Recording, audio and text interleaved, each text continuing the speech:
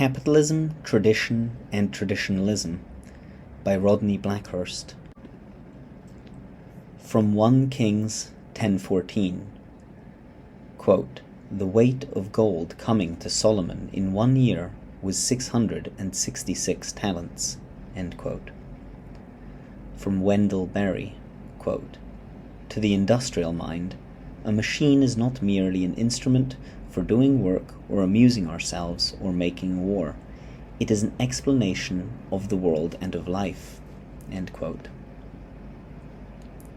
It is remarkable that in traditionalist writing, which on all other accounts gives a radical and comprehensive critique of modernity, there is lacking any systematic account of the role of capitalism in the reign of quantity. It is remarkable because, to the present writer, and to many others, it is self-evident that capitalism is, in our time, the principal agent of anti-traditional action and of the reduction of the world to mere quantities.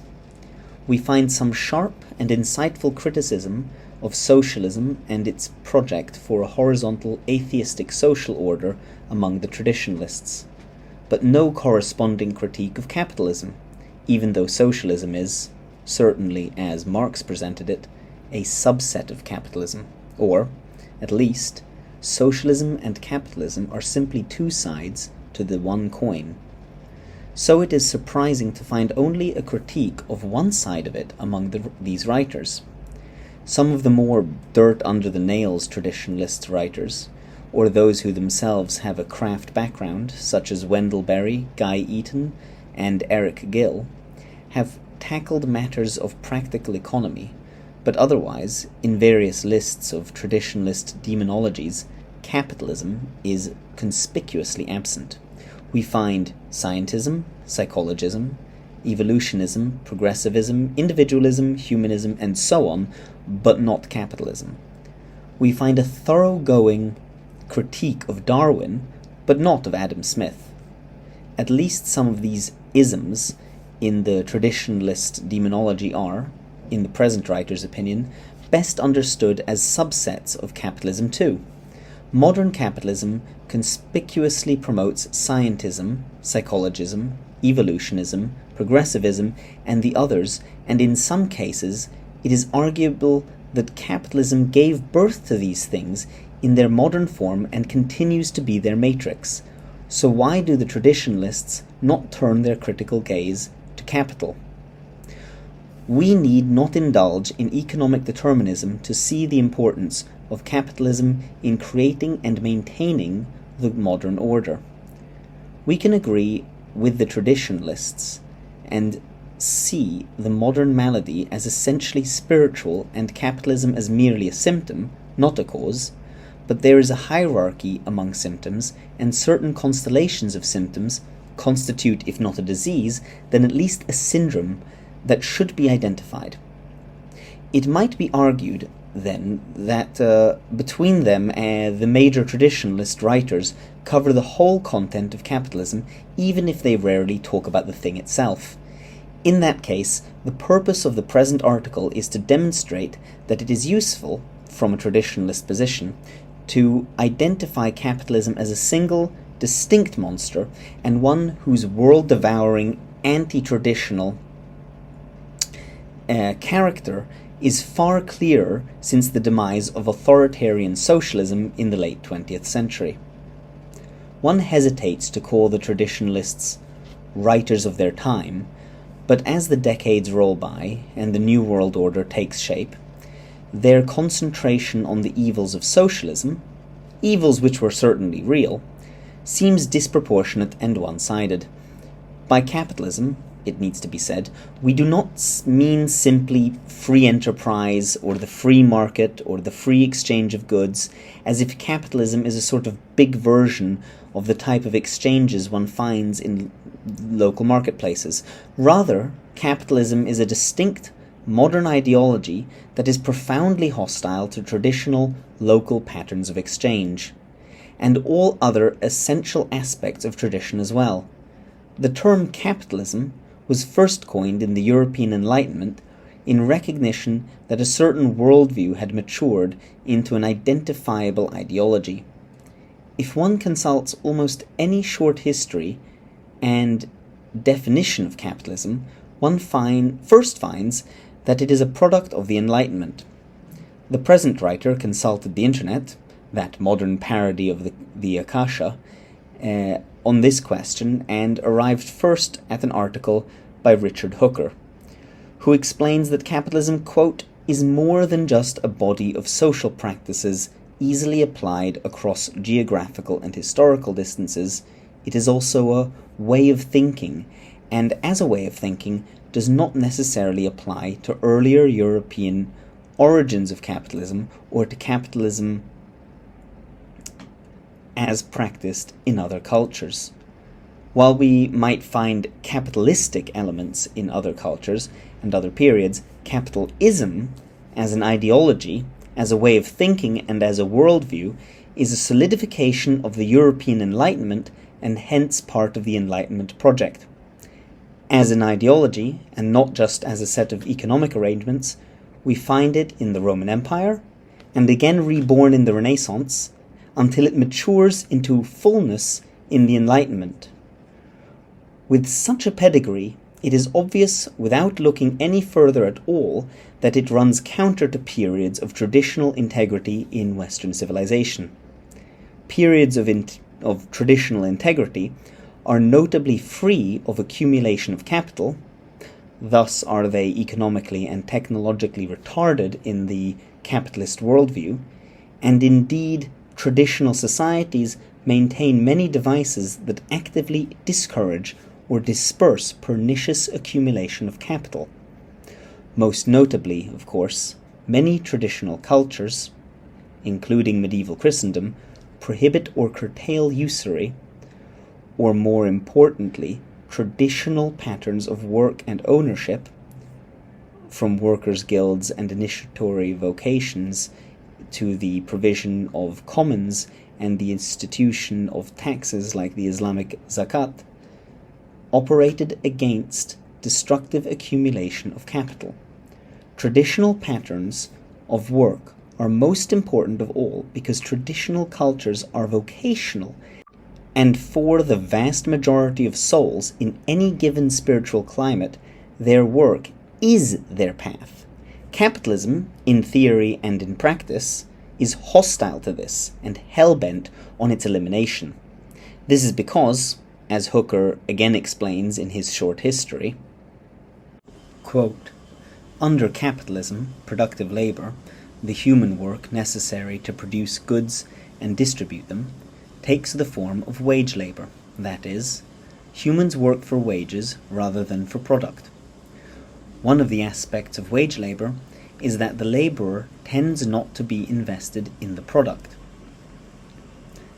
Labor also becomes efficient, that is, it becomes defined by its productivity. Capitalism increases individual productivity through the division of labor, which divides productive labor into its smallest components. The result of the division of labor is to lower the value, in terms of skills and wages, of the individual worker. End quote.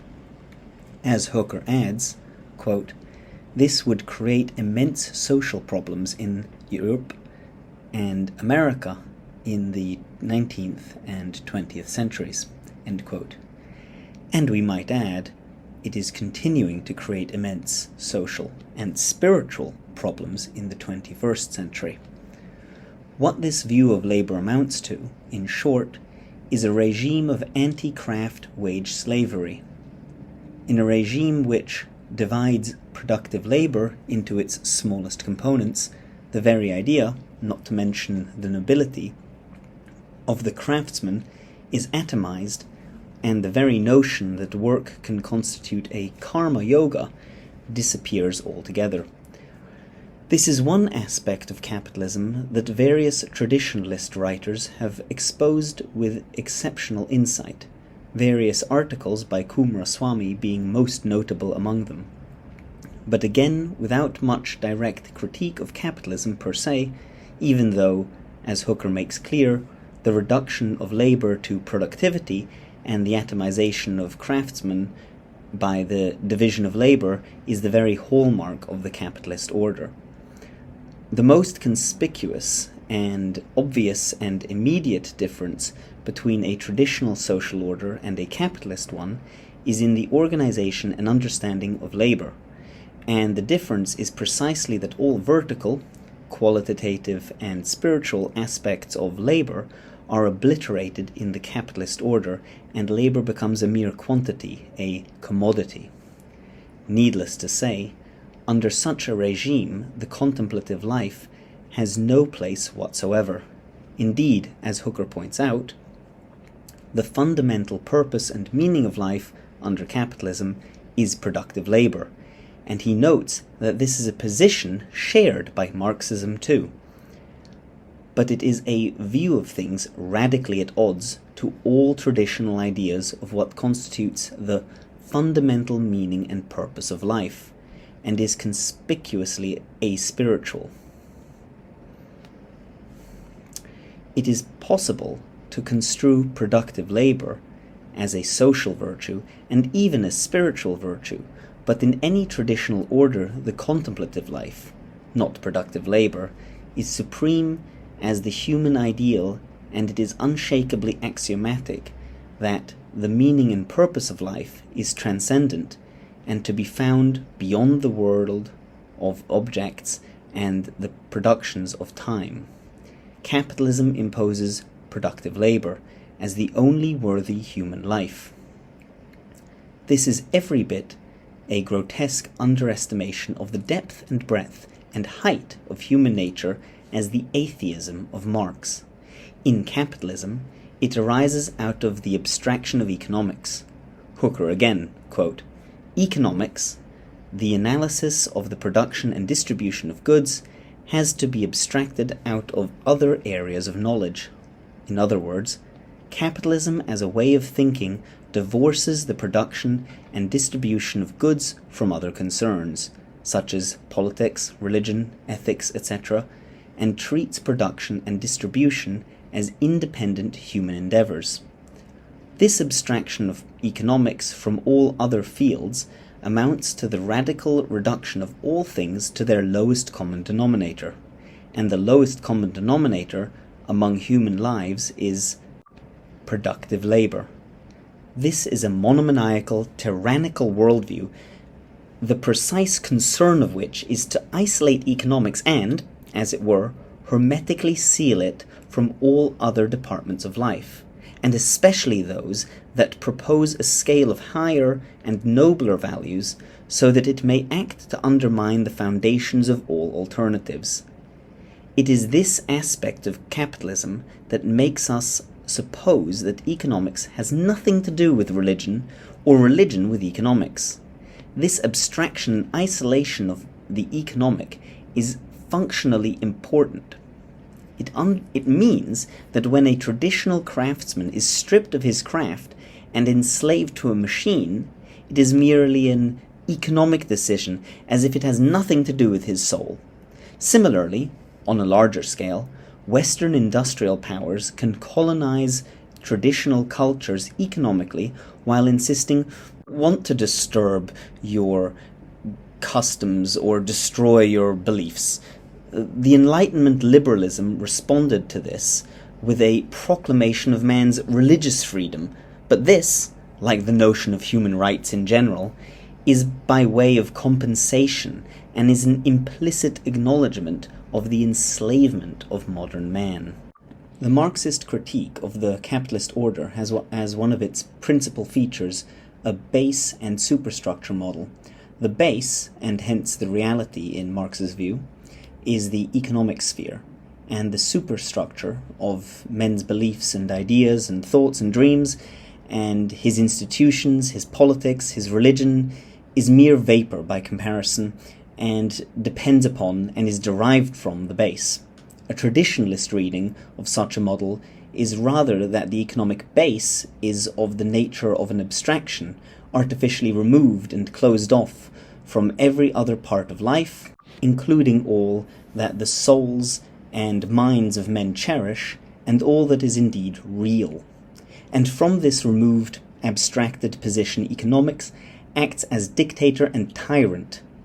The schism inherent in Marx's model is an image of the self-appointed tyranny of economic life under capitalism, a tyranny whereby all worthy human skills are reduced to merely one, the skill of making a profit.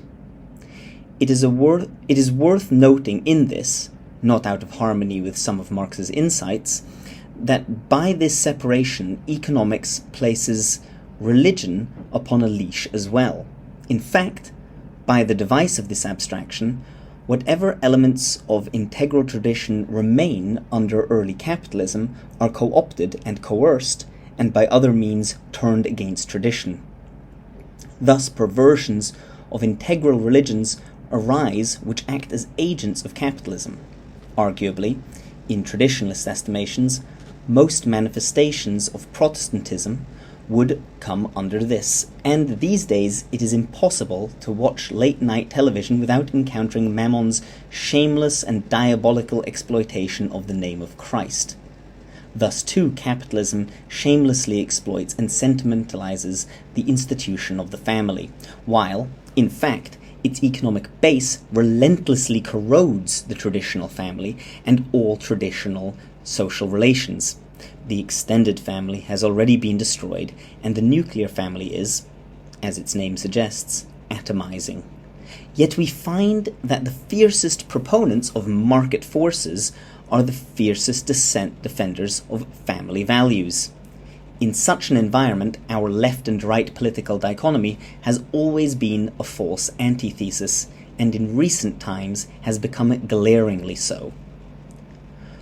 What has remained constant has been the agenda of atomization, for capitalism as a whole, and the capitalist conception of labor, and capitalist abstraction, arises from Enlightenment individualism.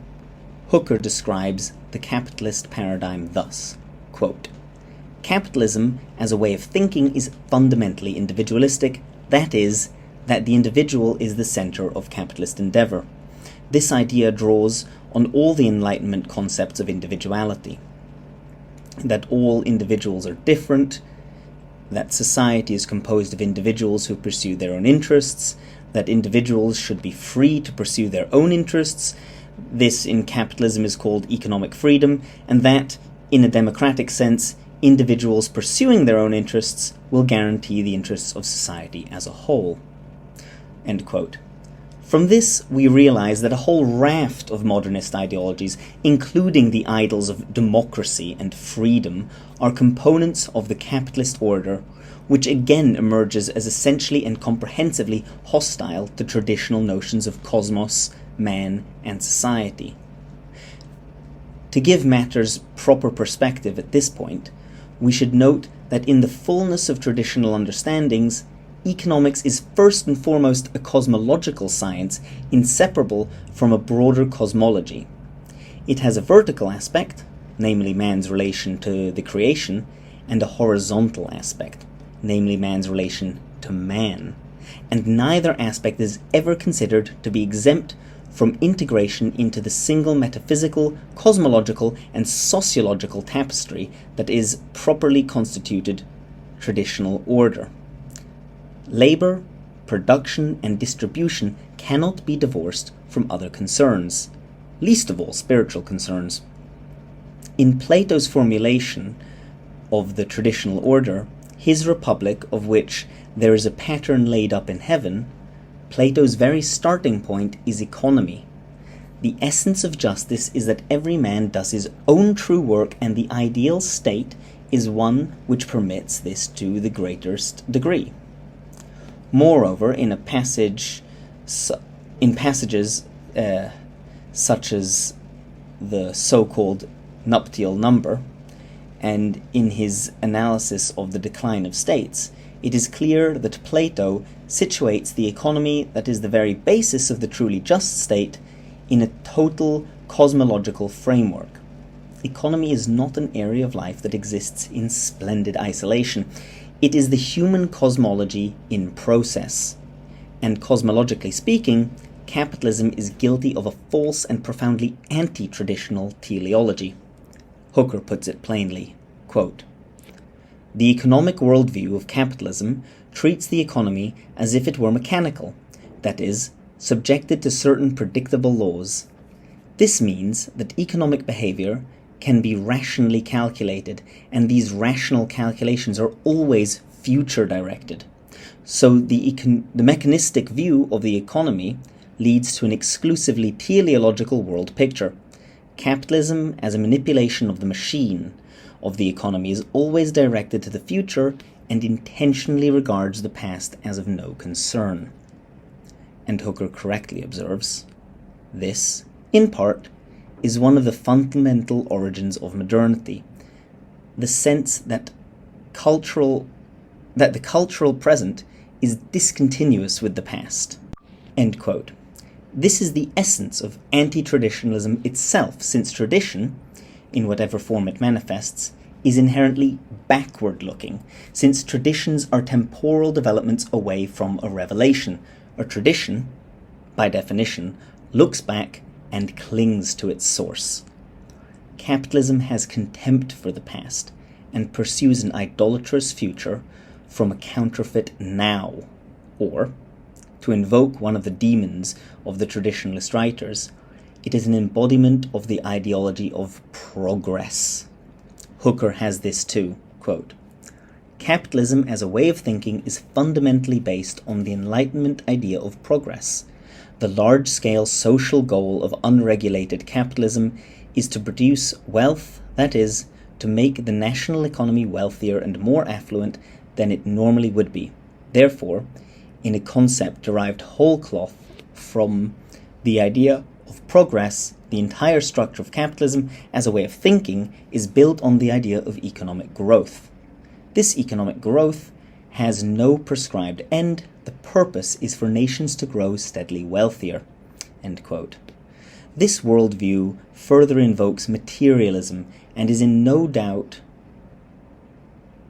under that wider rubric that capitalism ought to be considered in any thoroughgoing traditionalist critique. Hooker defines the capitalist metaphysic. The fundamental unit of meaning in capitalist thought is the object, and at this point he contrasts the capitalist understanding with the traditional, or what he calls non-capitalist. Quote, "Since capitalism is fundamentally based on distributing goods, moving goods from one place to another, consumers have no social relation to the people who produce the goods they consume. In non-capitalist societies, such as tribal societies, people have real social relations to the producers of the goods they consume. But when people no longer have social relations with others who make the objects they consume, this means that the only relation they have is with the object itself. What Hooker does not explore is that in this objectification of the world, which goes hand in hand with abstraction, capitalism rests upon the erroneous identification of the finite with the absolute, or more exactly, upon the denial of finitude. For it treats finite things as both indefinite in duration and absolute in meaning. In his devastating critique of modernity, René Guénon defines the actual malady of the reign of quantity, as opposed to merely its symptoms, by the single word extension, by which he means cyclical extension, which is, amongst other things, a descent and hardening into matter. The extension of capitalism consists not only in the horizontal sense, that it is an ideology that has extended itself across the entire globe, but in a metaphysical violation that consists exactly in the essential, and from the traditional point of view dangerous, tendency of capital to preserve or prolong or extend itself. Wealth arises from nature and then depreciates to nothing as it returns to nature. Mythologically, Pluto, the god of the underworld, is the god of wealth, and for man to become wealthy, wealth must be removed from the underworld. But, out of the conditions inherent in temporality, it will at length surely return to the underworld again. Capital consists in withholding wealth from nature, and withholding Persephone from Pluto, if you like. The phenomenon of electricity is a good analogy. We extract this from nature, or in fact from the earth, which is a massive reservoir of electricity. Thus does electricity yearn to return to the earth again. We make electricity useful to us by thwarting and withholding it and redirecting its urge to return to nature. Thus too, capital. This is unavoidable in all but the most primitive economies. But whereas traditional orders regarded it with suspicion, as it does plundering the underworld in the first place, the capitalist celebrates it and makes it the central dynamism of everything. The whole metaphysical problem with capital can be demonstrated simply, if somewhat simplistically as well, in the following. If I loan you $1,000 for 10 years, at the end of 10 years, I expect you to give me back $1,000, leaving aside interest, etc., and in the meantime, I say I have invested that $1,000. And I may perhaps borrow money against that invested money on the grounds that I have $1,000 invested.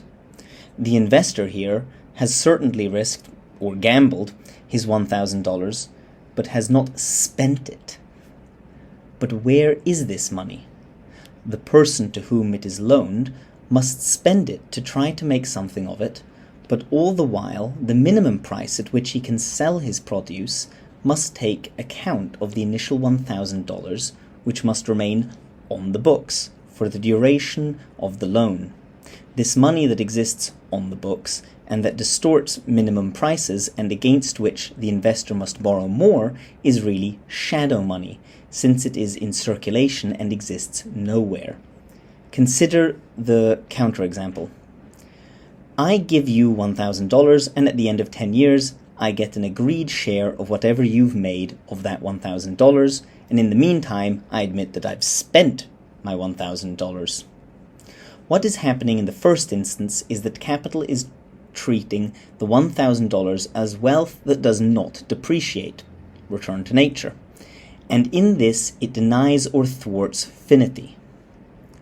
This is the very nature of investment, but when put in these stark terms, we can see that it tends to a metaphysical error, namely treating wealth as if it is outside of or immune to time, as a pseudo-absolute.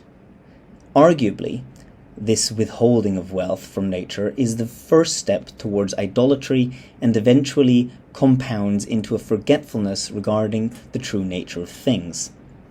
What happens economically is that this shadow money or capital or investment, with the power seemingly to defy nature and time, fouls the minimum price at which goods can be sold and the rate of wages that can be paid, messing up the distribution of purchasing power, real wealth, which, as Guénon says in his enthralling chapter on the degradation of coinage, goes into a long downward spiral. Real wealth declines, shadow wealth expands. Capital produces and produces and produces, but the number of people with real wealth who can buy declines. As we know, this creates such things as mountains of butter and no one to whom to sell it, and so, finally, you are forced to face the cosmological fact that wealth returns to nature, and you feed your butter mountain back to the cows, the rational solution. More generally, the mechanism by which wealth returns to nature in this regime, finally refusing to be thwarted anymore, is by war. Historically and macroeconomically, so to speak, capitalism's more generalized denial of finity first took the form of geographical or spatial denial. It plundered the New World as if it were endless. When, in the late 19th and 20th centuries, the reality of a finite globe without endless new frontiers arrived, capitalism turned to the pillage of time instead of space and, despite its own future-directed teleology, began devouring the resources that properly belong to future generations. To the present day, capitalism is organized around the systematic denial of the fact that the resources of the earth will not last forever, and upon the repudiation of any responsibility to conserve resources for future generations, which is to say, the outright repudiation of the traditional stewardship ideal.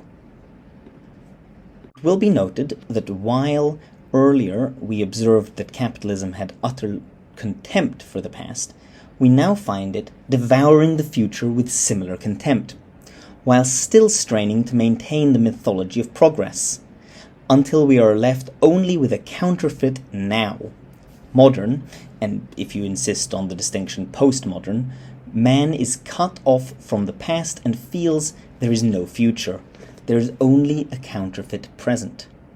Counterfeit because it is a parody of, an inversion of, the divine present, the sacred now. Instead of a liberation into the infinite, the counterfeit now dooms man to an everlasting emptiness, a paradise of shabby consumer goods. And at this point I'd like to read the footnote. So the footnote reads, "The oft-stated aim of international capitalism today is to maintain approximately 2% economic growth throughout the 21st century and thereby transform the entire globe to an American middle-class standard of living. The obvious objection to this utopian vision, quite apart from the economic, political, social, and ecological obstacles to realizing it, is that middle-class Americans are among the most restless and least happy people in history. That affluence does not bring happiness is such a self-evident fact. It is truly astonishing that the entire global project of our times is based on exactly that delusion. Affluent wage slaves are still wage slaves. This is not to mention that such a standard of living is, on the whole, spiritually soporific. The project for global affluence is also a project for global stupor." And continuing with the main text, "The mission of traditionalism, of course, is not solely to be critical of modernity, but, just as, or even more important, to reiterate and restate the doctrines and values of primordial tradition in and to these times. Again, there is conspicuously lacking in the main traditionalist writers a thorough account of traditional economics. Here, it is not enough to anathemize capitalism and make a case for its own place in the traditionalist demonology. It is yet more important to rediscover and restate, in clear and unambiguous terms, what the thinking and practice of the best men in all times and all places has been on such matters, and how traditionally constituted cultures operated on this level. In practice, in a strange anamnesis, the errors and manifest horrors and the aspiritual, dehumanized atmosphere of the modern era serves to prompt us to hunger for and search out an authentic heritage.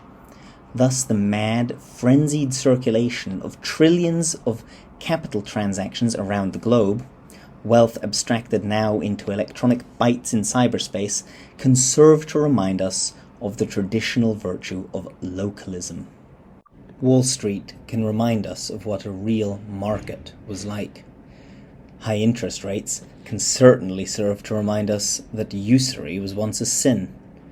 We find, that is, that capitalism, as Richard Hooker defines it, and as we have discussed in this paper, is almost exactly counter-traditional in its constitution.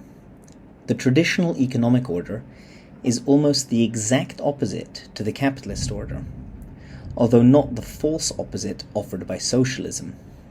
A traditional economic order is not engineered in any sense, but is organic and consists essentially in complex patterns of obstacle and constraint to prevent accumulated capital reaching the critical mass whereby it snowballs out of control. In the self-flattering, heroic, capitalist, modernist, progressive worldview, the wealth and technological and productive might of modern man, the snowball that is out of control, is the fulfillment of all the struggles and dreams of the human race. In fact, the capitalist order is exactly what traditional cultures everywhere struggled to avoid, like the gates of Hades. Tradition acts as a series of stops against a downward flow that it is inevitable and inexorable. This is nowhere clearer than in the traditional economic orders, which, while often permitting capitalistic elements, nevertheless hem them in on all sides to bind them into a social web that will prevent their becoming destructive. This includes obstructing destructive levels of wealth, for let us remember that wealth is not an unmitigated good in such a view, but indeed, while it makes our creaturely life more comfortable, it at the same time makes entry into the kingdom of heaven as difficult as a camel passing through a needle's eye. Capital is a necessary evil in a traditional order. In the modern order, it is the Holy Grail itself. Plato notes the contrast. In the Laws, he says that the legislator, quote, must watch over the methods by which his citizens acquire and expend their wealth, and have an eye to the presence and absence of justice in the various procedures by which they all contract or dissolve associations with one another. End quote. This is in order to, quote, keep his polity in subjection to modesty and justice, not to wealth and self-seeking, end quote. This is almost a capsule statement of the traditional case. Traditional man prefers justice and modest means to affluence and entrepreneurs. An example of traditional economics in action is the institution of child labor. It is a good example because it is a problematic issue in the contemporary context of globalized capitalism, and it will hopefully convince the reader that the traditionalist point of view continues to offer an important perspective on current and ongoing crises. We hear stories in the news on a regular basis of corporations, accumulations of capital, running child sweatshops in sympathetic third world countries desperate for foreign capital. In earlier times, to point to some of the more sinister abuses of the same type, British industrialists once sent children down mines for periods of up to 20 hours at a time and literally worked them to death, while gentlemanly spokesmen for British capital defended this practice in Parliament, unashamed to have their words recorded in Hansard. This is the outcome of an atomized, dehumanized view of labor, and also illustrates only too well capitalism's contempt for all that comes under the heading of family values. Yet it also illustrates how capitalism, creating and appealing to false dichotomies at every turn, points to child labor as a feature of traditional societies and pretends that it is involved in a quite traditional activity. The truth, however, is that it is exploiting a traditional institution and at the same time destroying it. For in such sweatshops, all qualitative work is abolished and child labor is put on to the task of industrialization, which is to say, the destruction of traditional vocations. And not long after capitalists have established their sweatshops, in which they are only continuing local traditions of child labor, while at the same time bringing progress, the liberal do-gooders arrive to condemn it and propose modern education as the solution, removing children from patterns of traditional life in the name of humanitarianism and a different variety of progress. As it is traditionally conceived, child labor is integral, not exploitative. It is one of the mainstays of traditional economy. Indeed, its importance is difficult to overestimate. Such a statement is almost beyond the comprehension of modern liberal sensibilities. Yet it is true. In traditional cultures, children are often put to a craft at an early age. It is important to the skills of the craft. It is important that the child's young hands and limbs are shaped to the craft from an early age, for this allows levels of craftsmanship impossible to attain if you take up the craft once full grown. We now only apply this method of cultivating human skills in sport and in pursuits such as classical music, where we still admit that it is advantageous for a child to start playing either sport or musical instrument from a young age and to be dedicated to it as if to a labor. In the economics of traditional life, what we today admit to be good for children in regard to sport or music, hobbies, applied more generally to work of all kind. Thus, there were long and thorough apprenticeships, not only involving the mastering of the direct skills of the craft, but also the customs, lore, rituals, and in time the secrets of the craft, namely its most esoteric symbolism, the alchemy of blacksmiths, or the masonry of builders, which explained and incorporated the craftsman into a divine work. But it was also important for negative reasons, namely to deliberately restrict or restrain the child from an early age before they developed diverse interests and skills.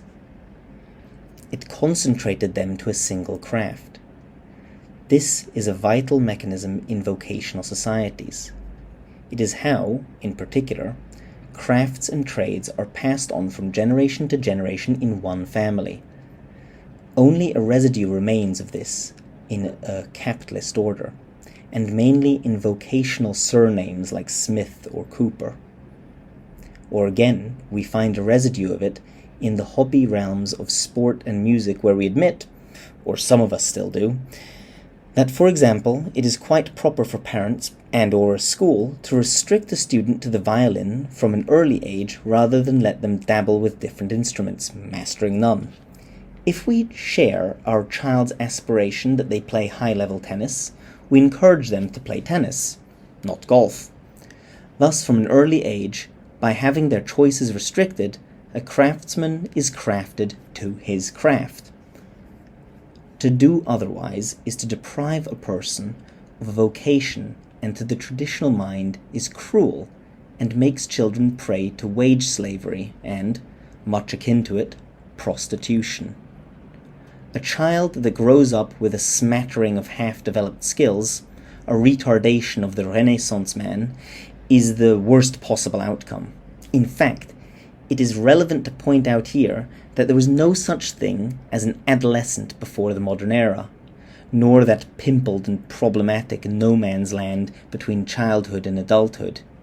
It is the abolition of child labour, after capitalism has first exploited and industrialized it, that has created the aimless teenager who, moreover, in a perverse sociology symptomatic of these profound disturbances, has acted and continues to act very much like the unemployed, as a type of universal scapegoat in industrial and post-industrial societies. The contemporary debate regarding child labour in the third or developing world is falsely and insidiously drawn between exploitative proponents and progressive abolitionists. It is part of the role of the traditionalist critique to enunciate clearly what it is that both of these viewpoints are intent on destroying, and to underline the fact that what is calling itself economic development and progress, not child labour, is the inherent evil. Let us restate it. Traditional cultures are vocational, and for the vast majorities of souls, in any given spiritual climate, their work is their path. Industrialization destroys a spiritual order of which both left and right are ignorant, but which is without question the target of the faceless system of which they are the left and right. Wherever it goes, capitalism's lure of free choice systematically excludes only one thing: tradition. So we see that capitalism, in its history, its ideology, and its mode of operation, as it continues to function to this day, only with ever greater speed, is fundamentally at odds with everything that the traditionalist writers espouse. Every value they hope to articulate to these times. Hooker's short description of capitalism could hardly make this plainer. But any consideration of it, using whatever definitions, must lead one to the same conclusion. Why then do traditionalists fail to identify it as such? In the opinion of the present writer, it is proper to envisage capitalism as an entity, not just an ensemble of modern isms, but a coherent and deliberate spirit or will, a distinct monster, as we called it at the outset. This is what is lacking in the traditionalist critique, an appreciation of the way in which capitalism brings the idolatries of the modern world together into a single, willful, all-consuming complex. While the traditionalists mount the most penetrating and comprehensive critique of modernity as a whole, when it comes to capitalism, although they cover its core ideological aspects, they usually stop short at naming names. In the quote of Wendell Berry at the head of this article, it is industrialism that is the demon, not capitalism as such.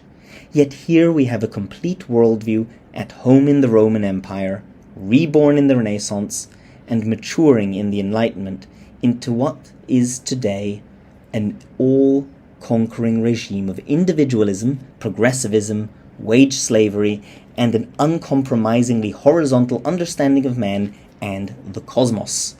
How can it not be named in the traditionalist demonology? We have already indicated that it is probably best considered as a subset to materialism in general, but in the present writer's view, given that it has now emerged as an unrivaled embodiment of materialism and claims the whole world as its domain, and the distractions of socialism are gone, we perhaps have grounds for moving it to yet lower rungs of Hades, if not to Tartarus itself. In conclusion, readers are invited to ponder the following.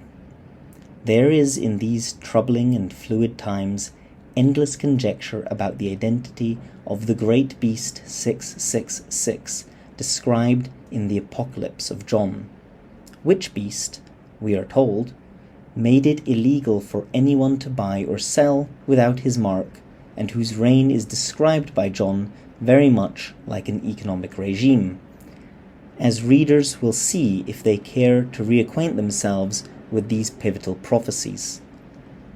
The only scriptural clue to the identity of this numbered beast is found in the first book of Kings and reiterated in Chronicles, where we are told that the number 666 is the volume of gold in talents collected by Solomon's temple in 1 year. The number, quite aside from its inherent solar and Oromic symbolism, is therefore a symbol of what we might call the Solomonic economy, which is a scriptural image of sanctified abundance. When the same number is made the mark of the beast who stalks the globe in the later days, it refers to the inverse of the Solomonic economy, a diabolical and profane prosperity at the expense of and dedicated to the eradication of all sanctity. As the markets continue to rally and the cult of growth expands unabated, invading every corner of the globe, are we not today immersed in exactly such a diabolical and profane prosperity? If you value my work, I'd be most grateful if you would like, subscribe, leave a comment, and share this video with anyone you think might be interested. If you would like to support me in working on this project, I'd be deeply thankful if you would consider becoming a regular supporter through Patreon or making a one-time donation through Ko-fi, links in the description. If you do subscribe, please remember to hit that little bell icon, because otherwise YouTube won't inform you when I upload new videos.